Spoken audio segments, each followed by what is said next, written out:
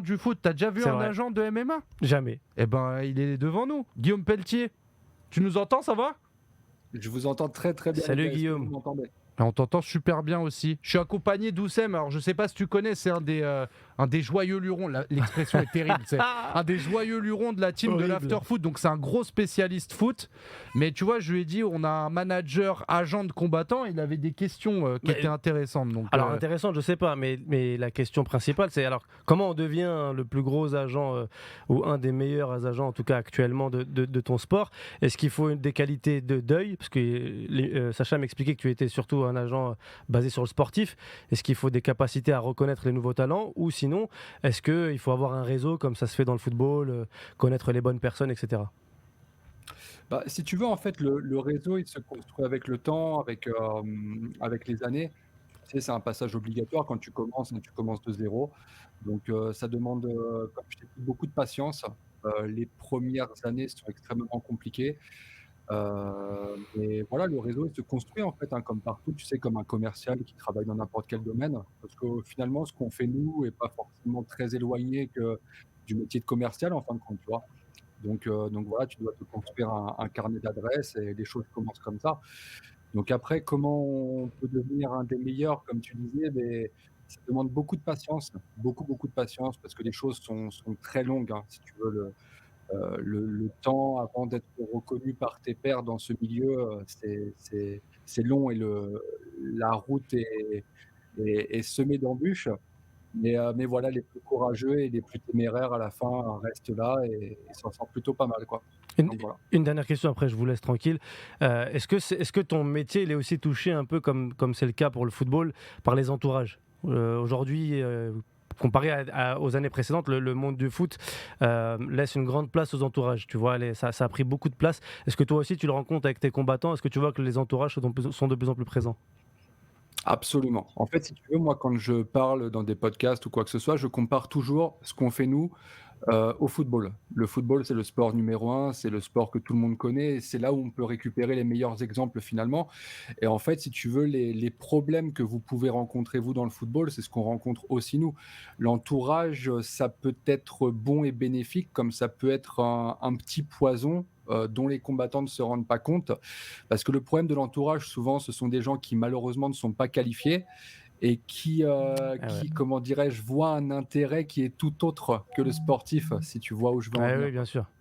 Bien sûr. Malheureusement, en fait, tu vois, comme quoi, Sacha, c'est les mêmes problématiques. oui, c'est ça. Après, je pense qu'il y a aussi.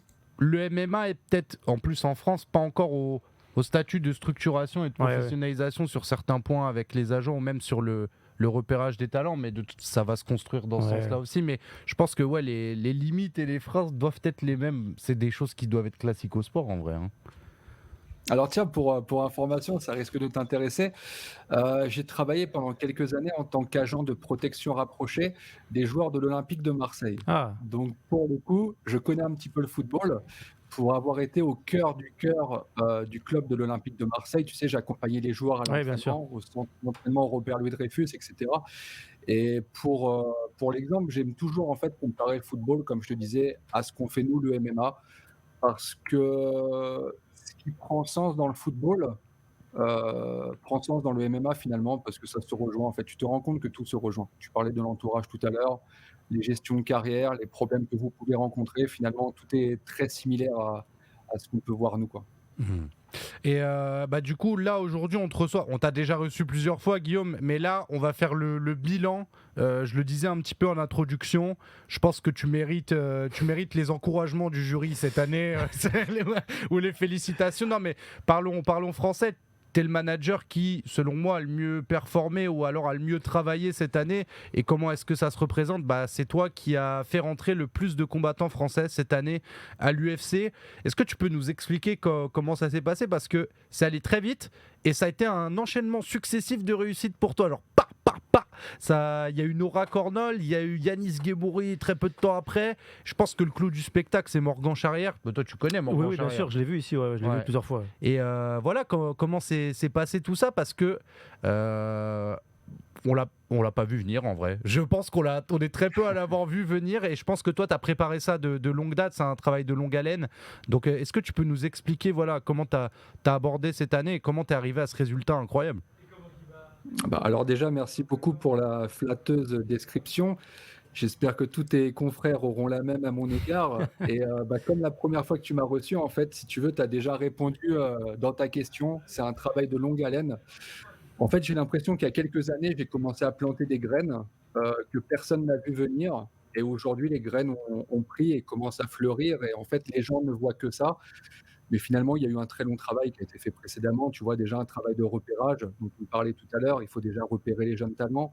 Une fois qu'ils sont repérés, il faut aussi les faire grandir, les faire évoluer, leur trouver les bons match-up, éviter les pièges, tu vois? Et aujourd'hui, on a réussi à le faire depuis ces dernières années et c'est enfin aujourd'hui qu'on récolte, bah, les fruits du travail, quoi. Hmm. Parce que par exemple, tu vois, je sais pas si tu avais suivi Oussem, Guillaume, c'est lui qui avait choisi le combat de Benoît Saint-Denis contre le terrifiant brésilien Bonfim. Oui. Donc tu sais, à l'époque, ça a fait beaucoup de bruit. Oui, on dit pourquoi il fait ce choix-là, etc. Voilà pourquoi il fait ça, il va le tuer, il va lui couper, etc. Et Guillaume, il t'est posé, il dit, mais attends, mais je sais ce que Benoît peut faire, ça me paraît à la portée, et c'est aussi peut-être ce combat-là qui va le propulser Qui va vers faire une autre basculer. dimension, tu vois. Donc c'est bien justifié. Et puis, T'es obligé de faire des coups comme ça, en fait, à certains moments de carrière. C'est exactement ça. Encore une fois, c'est de la gestion de carrière. Nous, en fait, on a l'avantage, c'est la proximité avec nos athlètes, qui fait que nous, on peut repérer des choses que ne voit pas forcément le public Ouais. standard, tu vois? Le grand public. Donc effectivement, moi, je j'en veux à personne, hein. Je comprends les commentaires très négatifs à mon égard, le jour où j'ai booké le combat, de Bonfim contre Benoît. Maintenant, vous vous doutez bien que moi, j'ai tout à mon intérêt de voir mon athlète gagner. Donc si je l'ai fait, il y avait une raison bien particulière.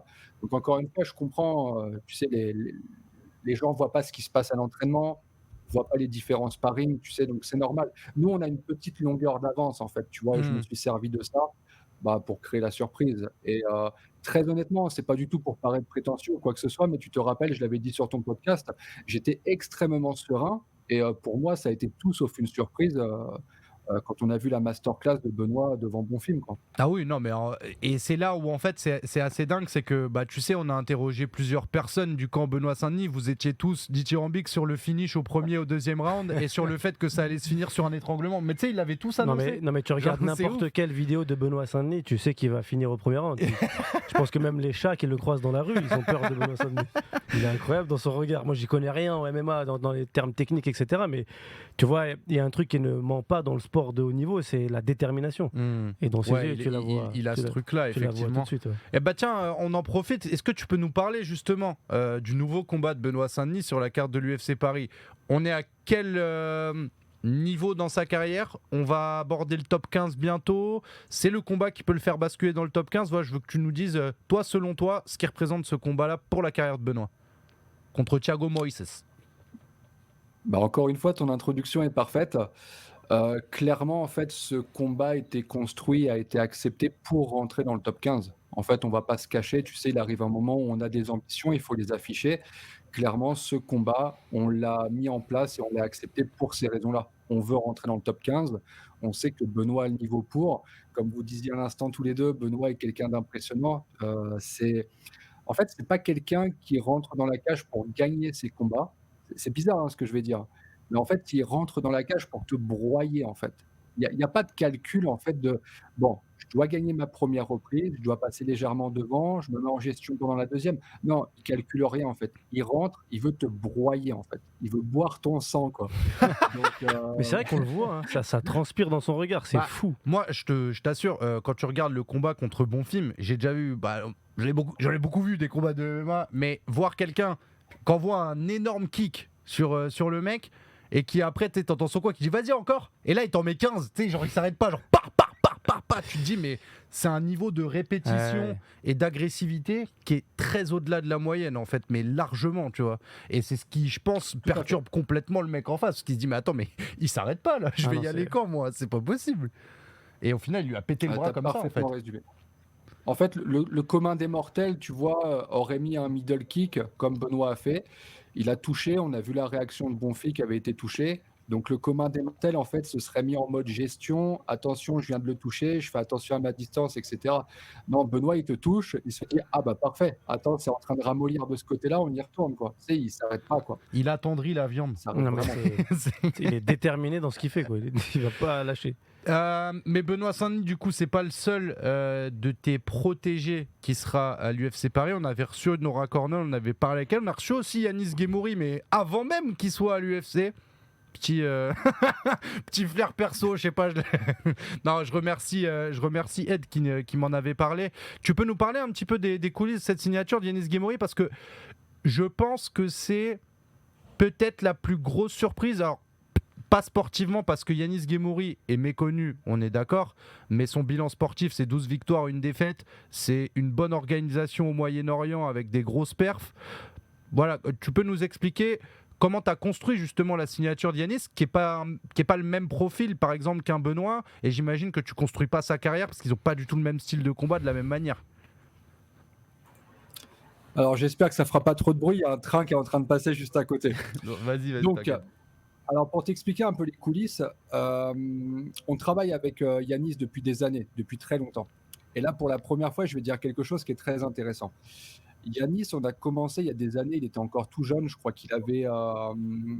il avait 4 victoires et une défaite, il me semble. Et tu vois à quel point l'aspect psychologique d'un combattant est très important. À cette époque-ci, Yanis manquait de confiance en lui. Je lui ai proposé plusieurs combats, mais en fait, il avait peur à chaque fois de ne pas être à la hauteur. Et en fait, et là, je vais le dire pour la première fois, on a une petite séparation avec Yanis, et je vais t'expliquer pourquoi. J'ai voulu lui faire un électrochoc. Je lui ai dit, écoute Yanis, moi je suis conscient de ton niveau. Je sais que tu peux aller très loin. Tu peux taper des mecs très durs. Mais aujourd'hui, tu te mets trop de barrières. Aujourd'hui, tu manques trop de confiance en toi. Viens, on se met en stand-by pour l'instant. Dès lors que tu seras prêt à faire du sale, tu me rappelles. Donc il est resté quelques mois comme ça en stand-by. Je crois que ça a duré entre 9 et 12 mois, presque un an, je crois. Il me rappelle un an plus tard et il me dit bon, Guillaume, écoute, j'ai bien réfléchi, viens, on y va. Et là, en fait, si tu regardes le reste de sa carrière, il a tapé des gars quasi invaincus avec des records incroyables. Donc, c'est quelqu'un qui avait besoin d'un petit coup de pied aux fesses, en fait. Moi, j'ai toujours été convaincu qu'il était un combattant de très haut niveau, mais il avait besoin de prendre conscience, en fait, de le réaliser, quoi.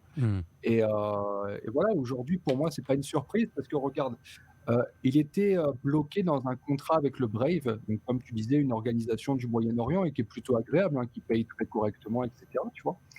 Et dans les grandes lignes, en fait, il pouvait pas sortir du contrat. Tu as un contrat exclusif qui veut donc dire que tu peux combattre que dans cette organisation, avec un certain nombre de combats à respecter. Tant que tu n'as pas fait tes combats, tu peux pas sortir du contrat. Ok. Sauf que moi, je voyais l'UFC Paris arriver et j'étais persuadé, tu vois, c'est pour ça que je te dis, le management, on a la chance d'avoir un petit coup d'avance, parce que moi, j'étais persuadé de pouvoir le rentrer à l'UFC, alors que personne ne parlait de Yanis, hein, si tu regardes. Bah, je Donc vais pas moi, te mentir, avant que nous on le reçoive, je suis pas sûr qu'il ait été très reçu. Je te laisse me confirmer. tout à fait. Tu es un des premiers à l'avoir reçu, et surtout à une... Non, mais c'est vrai, avec une chaîne de grande exposition comme la vôtre, tu Moi, vois. ce qui m'intéresse, Guillaume, Donc c'est comment tu as déjà, su merci qu'il y encore. avait une entrée pour lui à l'UFC? Comment tu le sens, ce truc-là? En fait, le profil, en fait, si tu veux, il y avait beaucoup de facteurs. Son profil, aujourd'hui, l'UFC recherche des profils avec très peu de défaites. Voilà. Il est très jeune, il appartient à une catégorie dans laquelle il n'y a pas beaucoup de monde, et il y avait, comment dirais-je, un litige avec un combattant français qui appartient à la même catégorie, si vous voyez où je veux en venir, dont il n'y avait pas d'annonce, on ne savait pas ce qui se passait avec lui, on ne Bah, parlait pas on, de on va lui à parler l'UFC. français, Guillaume. Il est dans la même catégorie que toi, que Taylor Lapillus, qui n'a pas le même Tout à fait. manager et sur lequel on attendait une signature à l'UFC Paris avec son management qui a mis beaucoup de temps à arriver. Il y en a certains Ouais. qui disaient que du coup Yanis Guémouri prenait sa place ou quoi, mais finalement il y a de la place pour les deux, donc tant mieux. Alors, il n'a pas pris sa place, mais voyant la signature de Taylor Lapillus traîner et traîner, je vais être très sincère avec toi, moi j'y ai vu une ouverture. Opportunité. Oui. Oui, bah après Ouais, c'est tout ton à fait. taf, hein, faut pas se, enfin c'est le Absolument. jeu. Absolument. Donc j'ai vu une opportunité, donc voilà, j'ai poussé pour. Là, par contre, c'est un truc que je pourrais pas en dire davantage, T'inquiète. mais j'ai fait un bise avec le Brave pour qu'il puisse me libérer Yanis en cas d'offre de l'UFC, tu Ok. vois? Donc il a fallu, en fait, si tu leur demandes quelque chose, il faut leur donner autre chose Ouais, en ouais. échange, tu vois? Ouais. Voilà, Ok. donc on a fait un deal et puis je crois quelques jours plus tard, j'avais l'offre, de l'UFC sur la table. Donc voilà, les choses se sont faites de cette manière et content parce que cette signature, je crois que personne n'attendait finalement, tu vois? Mm. Et puis je pense que lui, même pour lui, tu vois, tu parlais d'électrochoc et tout, ça peut aussi lui faire un électrochoc positif en se disant oh, waouh, c'est vrai que peut-être personne l'a vu venir, etc. Maintenant, on va assumer, on est à la maison en plus. Je pense que pour lui, c'est important. Quand tu as beaucoup combattu au Moyen-Orient, je pense qu'il va recevoir un truc qu'il a peut-être pas encore reçu dans cette proportion-là, tu Ouais. vois. Donc c'est Ouais, assez ouais, tout à intéressant. fait, tout à fait. Alors, on a très peu. Je vais Ouais, vous, je je vais t'en vous prie, quitter. Oussem. Merci Guillaume, c'était très Je t'ai un intéressant. peu retenu, Non, Merci non, à désolé. mais toi. c'est top, c'est Merci. top. Merci beaucoup et bon courage. Je suis Merci beaucoup, désolé, merci. je vais devoir accélérer un petit peu, Guillaume, parce qu'on enchaîne avec un de tes protégés en plus. Après, tu le sais. Je sais, je sais, je sais et j'attends avec impatience en plus. Juste rapidement, par exemple, on va finir même là-dessus. Ça fera, je pense, une introduction qui est assez intéressante, parce qu'on avait déjà parlé de Nora, etc., sur la dernière fois. Morgan Charrière, j'ai une vraie question. Alors, peut-être que je vais mettre les yeux ou les doigts là où il faut pas, mais quand tu annonces des mois à l'avance, si Morgan fait 2-3 finishes, ne prend pas trop de bobos, il sera sur la carte de l'UFC. Concrètement, est-ce que c'est un truc que l'UFC t'a dit? Il a dit si tu veux faire rentrer ton gars, fais ça. Et est-ce que c'est ce qui s'est passé? On avait déjà des discussions, effectivement. Maintenant, il y avait rien de concret. Tu sais, on a pu le voir dans le cas, par exemple, d'Abdul, tu vois? Abdouragimov, les Mhm. discussions, c'est une chose, mais la finalité, parfois, est bien différente, tu vois? Des discussions que tu peux avoir au préalable. Mais oui, il y avait des discussions. Moi, je savais ce que l'UFC attendait de Morgan. Je savais ce qu'il fallait faire et a priori, c'est mission accomplie, a priori. Ouais. Ils n'ont pas eu besoin de le dire. C'est toi qui t'es dit ça. Je pense que c'est bon. Après, Ouais. ils sont d'accord, quoi. Ouais. Je vais même te dire un truc incroyable, c'est que, c'est même moi qui ai choisi les adversaires pour Morgan Ok. et tu sais, j'aurais pu me réfugier derrière des mecs, moins compliqués, avec des records, moins impressionnants parce que pour le coup, il a pris des mecs, vraiment costauds, Morgan, mais il fallait impressionner l'UFC, en fait. Il Mhm. fallait avoir des statistiques et taper des mecs costauds, pour que les gars n'aient pas d'autre choix que de signer Morgan et je pense qu'on leur a pas laissé le choix, sincèrement. Alors, je vais te poser une question qui est un peu bâtarde, mais je veux pas que ça ait une vocation à dénigrer ou à réduire d'autres trucs. Mais est-ce que c'est une signature qui te rend particulièrement fier, surtout quand on sait à quel point Morgan c'est un truc qu'il voulait et que c'est un peu le fil conducteur de sa carrière et de son quotidien. Est-ce que, et puis ça fait longtemps aussi que vous vous connaissez, elle a une saveur particulière cette signature-là? Alors elle a une saveur particulière parce que Morgan, c'est un des premiers combattants qui a rejoint la BTT, donc pour le coup, c'est un combattant très emblématique de l'équipe et voilà, il y a aussi le fait qu'il avait, certaines défaites, malheureusement, un nombre de défaites qui était, que les spécialistes du MMA, certains médias, jugeaient trop importantes, Hmm. son nombre de défaites et donc oui, cette signature, elle a une saveur très particulière parce que encore une fois, je pense que pas beaucoup de gens l'ont vu arriver, tu vois? J'ai écouté certains podcasts, j'ai écouté certains médias, notamment un grand média français qui disait que la performance de Morgan ne suffisait pas, que Morgan avait trop de défaites et cetera et que de toute façon, il y avait d'autres combattants français prioritaires par rapport à Morgan. Tu sais, c'est une motivation supplémentaire quand tu entends de tels propos. Hmm. Tu sais, nous, on est aussi des hommes de défi, tu sais, on est des hommes de l'ombre, Bien des sûr. managers, mais on aime les défis aussi, tu sais?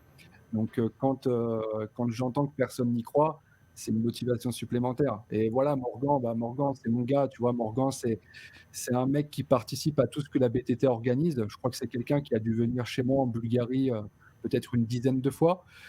Il est déjà en train de me dire qu'il va venir au Maroc, au camp de la BTT juste après son combat. Enfin, tu vois, c'est quelqu'un qui est tellement dévoué pour tout ce qu'on fait et en fait, c'est le partenaire idéal, en fait, tu Hmm. vois? Il est juste top ce donc je suis content pour lui. Je suis vraiment sincèrement content pour lui. Tu sais, on ne devrait pas faire rentrer l'affect dans notre business, mais pour le coup, lui, il mérite vraiment, quoi. Ah ouais, je suis content. Bah, c'est Ouais, un pied de nez, c'est un pied de nez sur beaucoup de choses. C'est vrai que beaucoup n'y croyaient pas. Je pense qu'il y a pas mal, bah, comme lui, il est très présent sur les réseaux et que je pense que la cible de ces réseaux, c'est aussi beaucoup de jeunes. Bah, t'as plein de mecs qui ont voulu lui casser du sucre sur le dos, etc. Et je pense que quand l'annonce elle est arrivée, il y en a beaucoup qui ont commencé à parler un mélange de biélorusse et de kazakh. Tu vois, ils savaient plus trop quoi dire. Je pense que c'est assez particulier parce que, bah, effectivement, moi, je l'ai toujours dit, c'est un des pionniers de l'exposition de ce sport en France. Il faut pas se mentir, en fait, si ce n'est le pionnier en vrai dans les médias actuels, dans notre ère. Tu vois ce que je veux dire? Si je respecte tous les anciens, etc., les Tchèques Congo, les Lebou, même si c'est pas les mêmes générations forcément. Enfin, tu vois ce que je veux dire? Lui, il a poussé ça dans un autre niveau. Et c'est bien aussi de se dire qu'il a poussé ça dans un autre niveau, que sportivement, il réussit à atteindre le plus haut niveau et que finalement. C'était pas qu'un titre pour une série YouTube, tu vois. C'était pas qu'un Tout à truc fait. accrocheur. C'est une finalité aujourd'hui. Et c'est même maintenant, on se demande quelle direction on vise pour Morgan Charrière au sein de l'UFC. On vise un top 15. Bah, j'imagine que tu dis, on est là pour relever des défis. Donc quand les gens te disent tout le temps, ouais, il a pas le niveau du top 15, je pense que quand je vois ta tête là, ton objectif c'est d'aller au top 15 avec lui. Ouais, ouais, bien sûr. Bah, comme tu disais, en fait, Morgan, c'est quelqu'un qui a créé ce que personne n'avait jamais créé en France auparavant, tu vois. C'est vraiment un des pionniers, c'est celui qui a rendu, j'ai envie de dire, le MMA en France plus mainstream et qui a rameuté une communauté différente que les passionnés de MMA finalement, tu vois. Donc, il a fait vraiment un beau travail pour rendre le MMA plus populaire en France et je pense que tout le monde doit être reconnaissant par rapport à ça. Aujourd'hui, je vois, il y a beaucoup d'athlètes qui s'inspirent de ce qu'a fait Morgan, pour communiquer et cetera. Enfin, c'est un vrai exemple. Maintenant les objectifs, tu sais, je vais être très sincère avec toi Sacha, heu, faut prendre les choses étape par étape. Tu sais, j'avais fait la même chose avec Benoît. Heu, Moi, je voulais qu'on fasse quelques combats pour voir. Donc aujourd'hui, il va faire un premier combat, il va le gagner. En plus, il va finir le mec et puis on en fera un deuxième. Souviens-toi bien de ce que j'ai dit, hein, et on en fera un troisième. Et là, tu sais, on pourra commencer à se créer des objectifs. Tu sais, j'ai pas envie d'arriver avec des phrases toutes faites en mode, «Ouais, l'objectif avec Morgan, c'est absolument de rejoindre le top 10». Hmm. En fait, on va faire ce qu'on a toujours fait. On va faire notre boulot, on va prendre les combats par combat, on va avancer tout doucement et on va voir où est-ce qu'on va arriver à la fin, mais on peut faire un beau petit bout de chemin. C'est bien parce que avec Guillaume Pelletier, c'est que vous avez souvent le résultat qui est annoncé 6 mois avant. Par contre, dans les 6 mois d'intervalle, il fait pas trop de bruit et il revient vous voir à la fin quand il a réussi. J'aime bien parce que bah, t'es là au bon moment. En fait, t'annonces. En général, les gens disent ouais, voilà. Et puis après, tu te Ouais, repointes ouais. après en disant bah les gars, alors comment ça s'est passé? Ouais, bah, c'est vrai, c'est ce qui s'est passé ces derniers temps effectivement. Voilà, maintenant, tu sais, moi j'accepte par exemple de venir ici avec toi parce que j'adore communiquer avec toi. C'est un plaisir pour moi de venir, tu vois, sur le podcast et cetera. Mais en principe, si tu veux, je suis quelqu'un d'assez, discret et réservé. J'aime pas prendre la place des combattants. Tu sais, les athlètes, ce sont Hmm. eux qui méritent la lumière. Maintenant, oui, effectivement, je prends plaisir à venir quand on annonce une signature parce que c'est un travail qui est long et fastidieux et ça mérite d'être mis en avant, tu vois? Et moi, je prends plaisir à l'expliquer et si à ma petite échelle, parce que tu sais, la façon dont moi je suis suivi comparé à Morgan, c'est strictement rien, c'est un grain de sable sur la plage, tu vois? Mais je veux juste, avoir mon petit mot à dire et expliquer aux gens tout le respect que j'ai pour Morgan et toute l'admiration que j'ai pour Morgan parce que tu sais, on a traversé des tempêtes qui étaient vraiment très violentes, tu sais, notamment Hmm. à la perte de sa ceinture au Cage Warriors. Ouais, plus Derrière, la on a enchaîné une blessure. deuxième défaite.